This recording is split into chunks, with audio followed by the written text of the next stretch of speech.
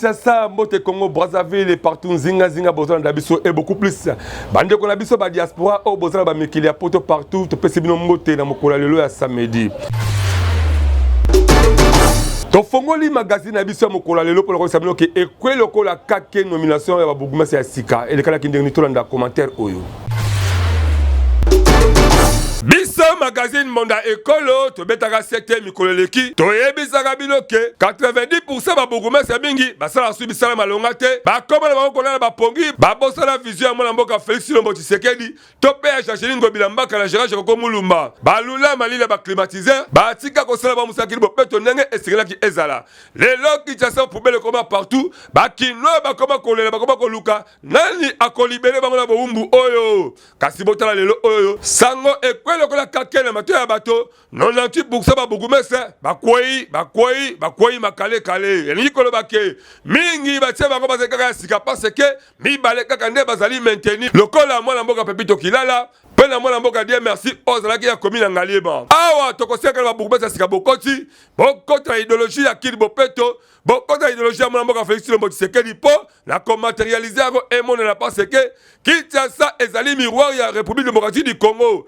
esengeli ezala peto ezala la kimia pe bo changer ba donner ya kolakisa réellement que bozali toujours prêt à conserver Congo oyo tokoseka pe lisusu na mwana mboka Jacqueline Bilambaka yeba pe ke ba Bogumese soki misolo ezali te bakosala musala te po ata to changer bango ndenge na ndenge bon fongola PG ya ba rétrocession ekitelaka bango rétrocession ne ko permettre ba Bogumese ba koka kosala misala ndenge esengeli melelo tokoma komona mingi ba ONG ya ba ministre provinciaux pe ya ba député misusu o ba ko occuper ba poste kuna na l'Assemblée provinciale bangonde ba créer ba ONG ba komoloka ba boulevard mais Kili Bopeto esengeli ezala ba quartier na ba rue po soki ba Bogumese ba komi kozala rétrocéder et ko permettre ba travailler en commun accord na ba chef du quartier pe ba chef de rue po Kili Bopeto et comment matérialiser awa to betka mbonda peut te pesi bravo na mwana mboka Félix Tshilombo Tshisekedi mais ko suka ba Bogumese ba rétrocession et ko sala bien et ko mema changement makasi biso awa to betika mbonda boye ba ke mwana mboka Augustin Mungimi asalaki parcours moko excellent à 4 ans comme secrétaire général adjoint intérim kuna na affaire coutumière vraiment ezaki toko bakasi to landa eloko auto saleli. Nous voulons tous ça la référence c'est-à-dire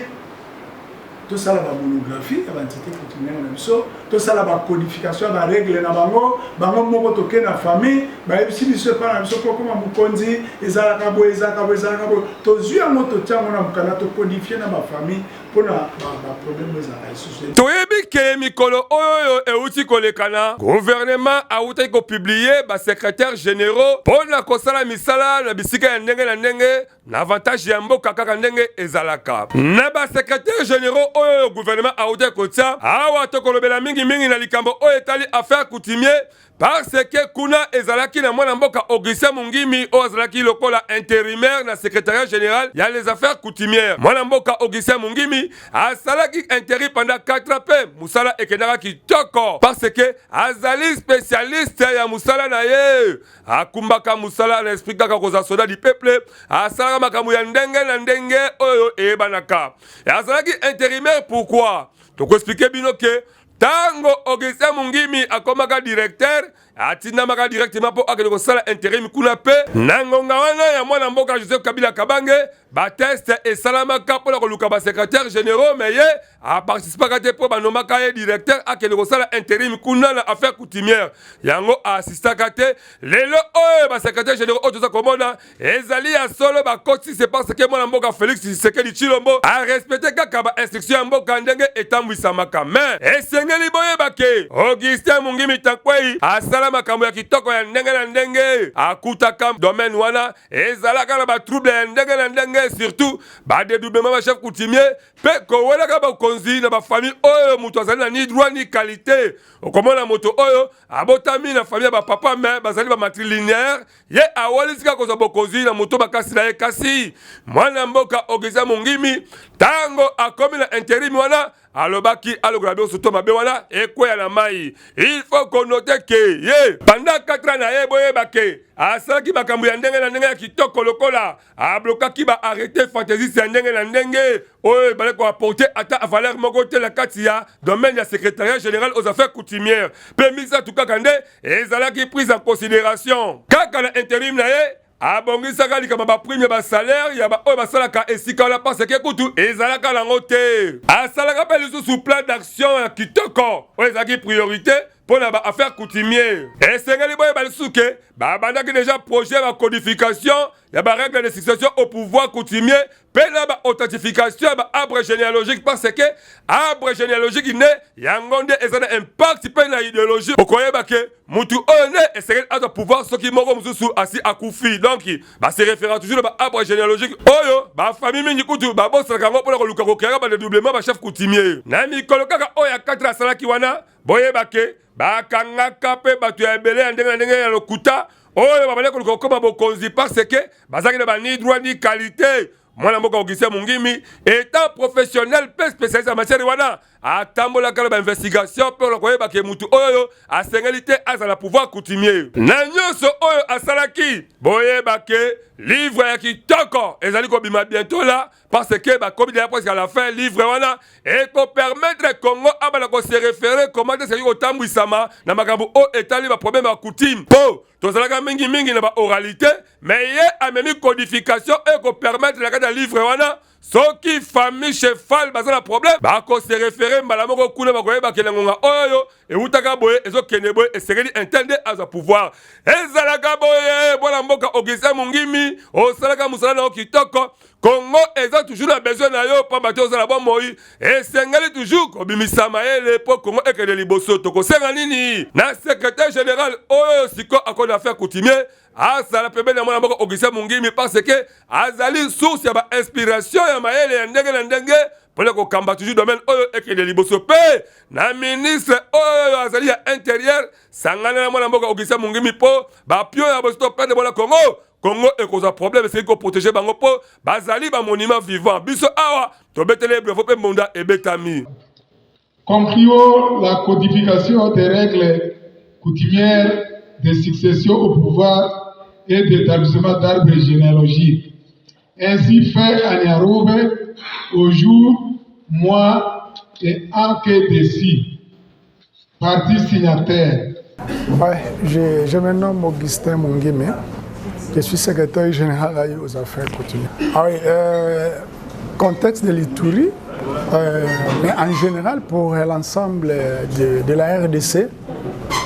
nous voulons arriver à codifier les règles de succession au pouvoir qui nous posent tant de problèmes dans la gestion des affaires coutumières. On a constaté avec cette oralité, ça et là, il y a la falsification des arbres généalogiques, mais aussi et surtout, il y a le non-respect des règles de succession au pouvoir coutumier. Moi, Namboka Mbofak Zolameso Azali, mon chef Marc Embolikibi, à village Kipoko 1, a recadré DG m'appelle Bruno, na Makabo Obabaki, et Ndenge, et celle qui toque côté vraiment tout l'élément. Mais ce qui est pour nous, mais aussi pour nous rappeler le comoko. Tant Bruno Zolbake, ou tabako qu'on a biso. Mais abo sanate ke bako qu'on a bango bazala esclave. Parce que bango origine na bango eza mikonga place bauta ndeti bango ba Bruno soki baza na posa bokondi il faut na ngwata basoki ngwata ba esika mama na bango auta kuna nde ba droit na bango za le plus légitime autour ya pouvoir ya Kimpoko ça fait plus débat parce que Emboliki Bimar c'est un chef investi à la coutume, il a été désigné par des membres familiales et au moins l'État congolais les reconnaît officiellement étant que chef. Parce qu'au moins, même dans l'activité, que ce soit l'activité, nous sommes salamaka.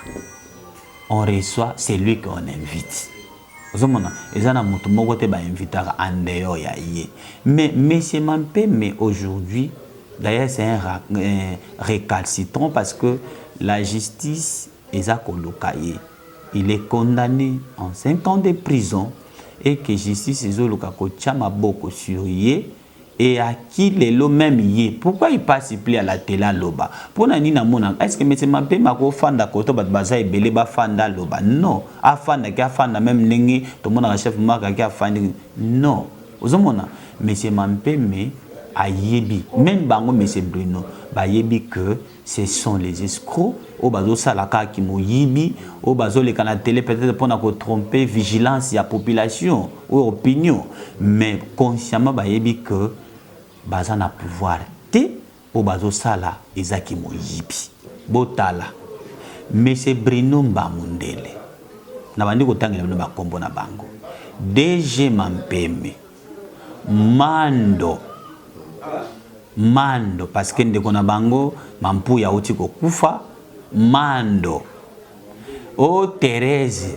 o Ngavu o nani Ngomi d'ailleurs soko tu même ye Ngomi akoma ko imiter signature ya papa na ye azolo bake eza papa na ye commune Kimbaseke bosoto eleki makasi vraiment gouvernement sali bien le côté ba buguma sa sika bazo gérer ko boksa commune wana. Likambo ya ba parking à la ville province ya Kinshasa et komi kolekandelo parce que mingi ezala ba norme te. Bino mokonde bozo ko mona kata ba image oyo tozali awa précisément la commune ya Kimbaseke ko badama ya mokaliti okoma côté ya maison communale nzela na ngamba Kimbaseke ezala lisusu te. Bosoto eleki na ndenge moko liboma bosoto toyebite soki autorité ya commune oyo amona kango to pa mona kate ozwi lokola babalabala lokola basoko lubwa ejiko bake babala wana okoleka te pe basaka na mongo basalongo te parce que poto elekandelo ba parking amituka ekomema mpango surtout kotonda na plein si na kata ba venir mo kuta koleka les alakate pe komona na zela boulevard mingi etele makamemi ate bisika bata makolo balekalaka auto benga na français marche ba piéton nyoso auto ebite soki be bourgmestre amonaka te po kili bopeto esengaka ke à tout moment bourgmestre akitaka na terrain elongo na équipe ya assainissement basalaka yango be kotoyo assainissement ezalaka lango kuma te tomekaki kotuna pe bato yango balaka nzinga si réellement ke bafutaka badroit na bango oyo commune asengaka balobi oui tofutaka badroit na biso epai ya bourgmestre kutu tolukaki tobenga kotia badali na besiko me bourgmestre aboyaki na ye yango toza kosenga na mwana mboka Jano Kano toyebi ke oza mwana poto okendaka bikila mundele omonaka pe ndenge bamboka mindele ezalaka kitoko sikoyo lelo ozo dirige commune Mobimba mais mpona nini komema likanisi wana te na kati ya commune siko zali bana wenge bayembaka nyonso toyekolaki lelo tokobimisa mais c'est comme si oboyekolaka na bapoto ezobima nango awa te na kati ya ville province ya Kinshasa ezalaka vraiment nini toyebaka te tolingi Congo tolingi Congo te tosunga mwana mboka Chachini Ngobila Mbaka na makambo oyo etali assainissement pe environnement parce que bokono pe bamaladi ya ndenge na ndenge eyaka na bisika basalite ezali bababala oyo eza komema vraiment salite pe si le long ya boulevard kutu soki vule beti moya koleka ezalaka te biso awa tobetisika mbona po toyebi Jano Kano ozali bourgmestre makasi kita osala mosala ndenge esengeli po Kinshasa engenga ekoma pasi okoma na cimetière ya Kimbaseke po baérosion esali pe nzela ebeba na ndenge ya liboma tolanda elema oyo likambo eteli banzela na province ya ville ya Kinshasa na commune ya Kimbaseke population ezo souffrir makasi kobanda kimbangiste komatati na cimetière ya Kimbaseke boyebake population bazolela makasi botala mituka moyen eleka ezate kobanda veni dinganga ti na veni kolebeya komata ti koto ya Ahmed Sali nzela eza ya kobeba makasi population ya Kimbaseke na wenze ya ngandu bazonyokoma makasi botala kutu mutu ya moto kutu akwei esali pasi makasi po nzela eza ya kobeba makasi tokosenga na gouvernement provincial botala population ya Kimbaseke précisément na wenze ya ngandu bazonyokoma makasi ata kutu bibembe po ematati cimetière ezomema na maboko kitoko te tango biso mbondo ekoto kitaki boyoka ndenge population balobaki bonzele komiti na niveau négligence ya banda bata réussi des eaux babuka balekisa batio na bao basundola onga bungu donc toyeba route tosala nini basabota nzela sabotage na nini président tala ta nzela o tane tonyoka mwa tokende une année pendant résidus de salabre toke une année baki parate surtout bourgmestre Kimbanze ka kufa donc éviter so bazala pena de là ça comme na niveau ba chinois ba bongisa ka déjà nzele bongaka mais yo yebi makambo l'état projet l'état ba yeko boule na retard ba lekisa cho ya mai de loko bene buki nzela o malamu eza cho ya mai o bango ba che awa et lequel biso ba problème donc vivre bien transport comme moi le moyen que douter tokosenga na ministre infrastructure Alex Tala likambo nzela Kimbanseke po lisolo ya zero tout tala kutu batu ekoma kobota manango lokola mayebo population ya Kimbanseke bazolela na kombo na yo balobi kutu obeti bango karato ebite elengesa ba bénéficiaire asosa ba bénéficiaire birmani pa lokola nzela zali ko salema Kimbanseke awa population za ebele ezo sala pasi makasi na bino pe ba député o ba fotaki bino na Kimbanseke awa ndenge kaka soto lobaka na magazine Mondo Ekolo na changu leader asalaka te seke za lango ya solo boye mabe makasi koka mwati lelo Verkis Kiamwanga na nani bakunda ete pourquoi Kobanda kufa eleki bambula ebelete maboye bake 1 mois et demi ekomi kokende population pe bakomi kobaye na bango ebembe ekomi kosila guto ebite nini ezoleka kuna na Union des musiciens congolais epai wapi azalaki président Verkis Kiamwanga na mateta population bazotuna ebembe eumeli pona nini yango biso magazine Mondo Ekolo tellement que toza baleki ya nzambe tokitaki lobi na 21 kuna kotala ndenge nini matanga ezali koleka mais komona famille efandi na yango kaka bato ebelebele bami bazoya na bango mais tozoyeba te ministre ya culture et art mosala na yo nini po bawumisaka ebembe boye te Lutumba Simaro maneno bokunda na honneur mais boka moko ya honorable Masamba ami intime ya Verkis Kiamwanga na ndenge alobaki na micro na biso Mondo Ekolo eza perte monene ndenge tango okola tango tozangaki Franco oyo aformaka ye tozangi Kale Jeff Kabasele tozangi Pepe Kale Kabasele Wampania tango tozangaki Tapule Rochero Seigneur Tapule tozangaki Vie Simaro Lutumba Masia les prophètes alors Dieu a donné Dieu a pris toza kolela et puis eloko moko bakonzi basala makasi bapesa biso montant oyo biso tosengaki na famille wana tomeka kokunda ye ape koner ndenge gouvernement apesaki na liwa ya Vie Simaro gouvernement apesaki $600,000 toyebi yango oyo ekomi ya Verkis ekomi ya Coca-Cola Verkis amuta Coca-Cola te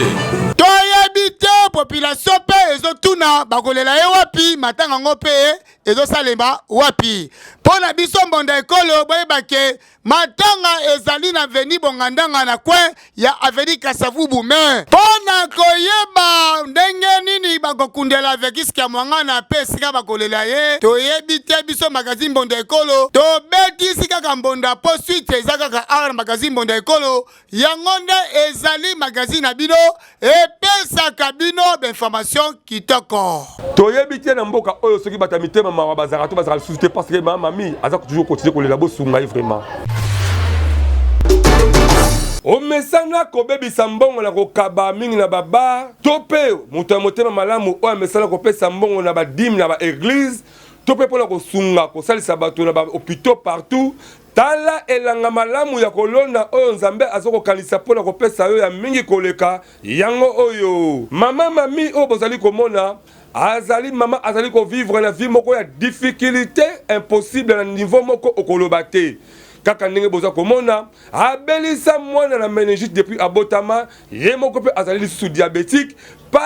pasi ekanga mama o même esika kovanda ezali te lelo oyo devant caméra ya Mondo Ekolo mama mami aleli ngai mama mami nabengi bino kwa naza na pasi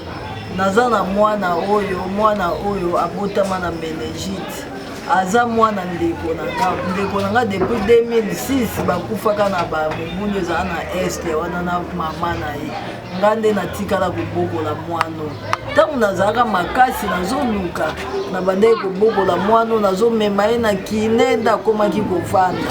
me ntango nga moko mpe nakomi maladive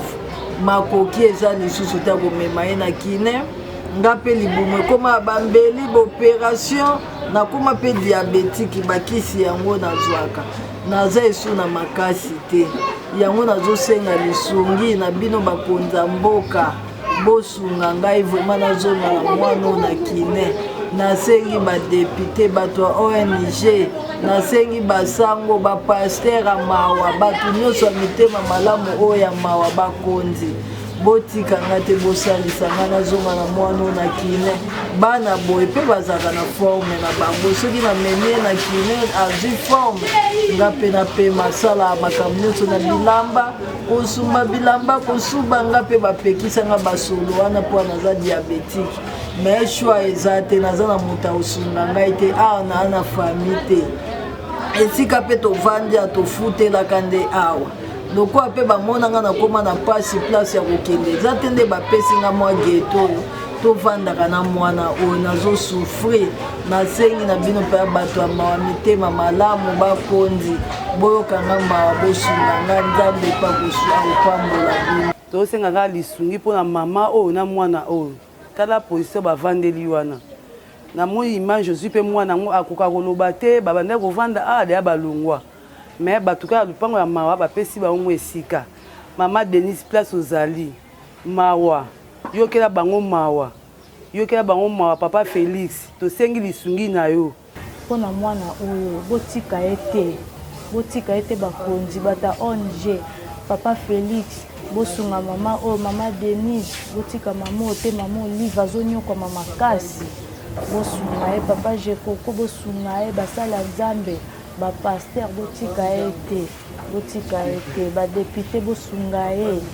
bapapa baministre nyonso tu bosunga ye tokosenga kaka na baye batonda mitema mawa baye mama mami atangi kombo to pe oyo baye atangi kombo te bozala na motema malamu po elaka ya kolona yango oyo biblia to pe courant elobi yeba kosunga moto na tango ya pasi penza be akopesa yo akofuta yo mingi ya koleka tala mama mami yeyo aleli na bato mitema mawa bosunga ye botika ye te pamba te soki botiki ye ezali pasi pe mawa mingi tosunga mama mia po totiki ye souci rubrique oyo epesaka bana Kinshasa bana Congo ba diaspora elengi pona nini boye mwana mboka ala luzadi o proposer le biso nini nazoyeba te bato nyonso toko voter bakosala eloko moko te bon biso tokolobela makambo mingi ya courant pourquoi courant etambola mabe pona nini boye yango wana nde kitoko pona nini bana basi bakoma kolata mabe joto libanda makambo nyonso libanda pona nini eloko wana ekoma kobebisa bana bazomona ke soki basali bisalasala wana ke lere mosusu yango bakozwila ye ke soki nalati kitoko te bakosala boye te mpona nini na bato baotonga bilamba wana babimisaki ya kotongela bana babiloko ezanga kolata ntina kala batonga yango te me lelo bato bakoma bakotongela bana bilamba mabe mama Bote papa. Nga kombo na ngai Alain Luzaido. Rubrique na bino pona nini be? Pona nini boye la télé ya ba jeune fille bana boti eza sumala monte. Pona nini papa ko sala biloko oyo bazo salela bana basi. Tozo mona bana basi bazo tongela bango bilamba soka lati nzoto nyonso libanda. Azo tambola mutakala. Na ngai pona nini bazo salela eloko wana. Bakoki ko changer bana bilamba te. Pona nini na age na biso tolataka ngote. Oui, nga kombo na Alain Luzaido. Rubrique na bino pona nini be? Pona nini boye la télé ya jeune fille eza suki to côté na Kinshasa. Bon, pona nini boye komi boye pasi bobo na mboka. Pona nini pasi eleki mingi. Ba para basalaka te. Bo ba mama bazo souffrir. Bo bana bakomi mutu likolo. puise moya bazwa ezali te yazo bana bakomi kotelangana pamba bakomi elateli ya mabe oloka mwa 100 francs bamisunga nde yango nde komona mboyo komi nde komi pasi pona elateli ya bana ebebi na mboka tozomona elateli ya bana ekomi mabe mpona nini boso mibeko eza na bino bakonza mboka bozo koautorize bendie bachinois bateka biloko wana bamagasin mpo biloko nyonso bango bazoteka yango te bana bakozala na elateli ya mabe te bana so baza na elateli ya mabe bino bozoautorize mpo bozokanga bango te seri ya mobutu tozala kolata bajipi longue na barobi longue me lelo babiloko wana ezalaka susu te mwana aza na respect mpo baboti te mpona nini biloko wana ezoautorize mwana kolata ndenge nini mosusu na ndako atieli puta likolo lelo kobima libanda ake kobimisa barobi wana mikuse nazoyeba te bato nyonso tokovote bakosala eloko moko te bon biso tokolobela makambo mingi ya courant pourquoi courant etambola mabe mpona nini boye mpona nini boye yango wana nde kitoko ye toujours boyebaka ye depuis kala koko tiritiri jesi jemba azokoba masolo kitoko na mbonda ekolo magazine d'actualité tola na rubrique ya lelo alobeli biso nini likambo oyo etali kili mopeto na ville province ya Kinshasa tokoma koloba pe toza toujours continuer koloba parce que tokoma komona ba ONG nde ezo ba responsabilité ya kokoma ka ba boulevard au lieu que ba rétrocession ekitelaka ba bourgmestre pour basala ka misala ba travailler en collaboration avec ba chef du quartier et ba chef de riz mais mingi tokoma komona ka ba konzi ya ville province ya Kinshasa le kolo ba ministre ba député bangonde ba créer ba ONG bango et comment ko zo ba mbongo po esaka musala ya kosala kili mopeto ya ville province ya Kinshasa mais misala yango pe mingi ezali kaka na ba boulevard yango honorable tobengaka honorable poye a postulé ba mandat ndenge na ndenge azwate mais atikala kaka na ye kosala ba constat ndenge nini mboka Congo ezali kotambwisama ya lelo abetili solo nini honorable toujours na ba ronde mais amoni nini mais pas normal ça moto ya ONG mais azoboka basalite na caniveau papa batieli biso ba poubelle te nasala nini nakobwaka kaka awa ONG ya célébrité kili bopeto ezali maboko na bino bongisa musala idéologie ekende liboso yango wana tolobaka misala misusu ya bongo pesa ba ONG o bazosala misala malonga po mingi ya ba ONG bimena na ville province ya Kinshasa e koma na ngoka lokoso ya mbongo bazaka ba mbongo mais misala balonga kutu e sala mate bongo ba effectif okomona kaka bazaka ba ONG ba 500 personnes mais sur le télé kaka 10 20 15 personnes kutu musala balonga pe e sala makala ngote yango ba kalifazo tonda mone honorable aleli awa toko senga na mona mboka Jachiningo bilambaka pe Gérard Kokomulumba bobongisa misala na bino botana likama ba ONG oyo madame kutu ezokata maboko ba bourgmestre po ezali na kutu bia ya boye vraiment pasi pe mwa Kinshasa toyebite na page rose ya boye bake weltide wa kokisi inanene lelo do babike tabamoko na kwanga mongwele ko liama na ndenge moko ya makasi tebike jedode wa azako bongisa de manière ke biso tukuna to zalelo et surtout monde ekolo to kosepele ngona bango bolanda séquence oyo mwana mboka Igride asaleli bango ndenge to comme na suka magazine na biso mbonda ekolo maître osisango beauté sans pour autant to benga bino bande koke boya ebele koleksa ba sport publicitaire na bino na ba annonce na bino pour ba porte des informations ko fongwama la ba prix moko abordable et surtout bo s'abonner massivement à la chaîne YouTube na biso parce que ezali seul moyen ko soutenir biso merci na Benjamin Kilunga ozaki na sima caméra pe la bande surtout bon la biso na bino to kuteli mokola sima soki nzambe azongite na mokili oyo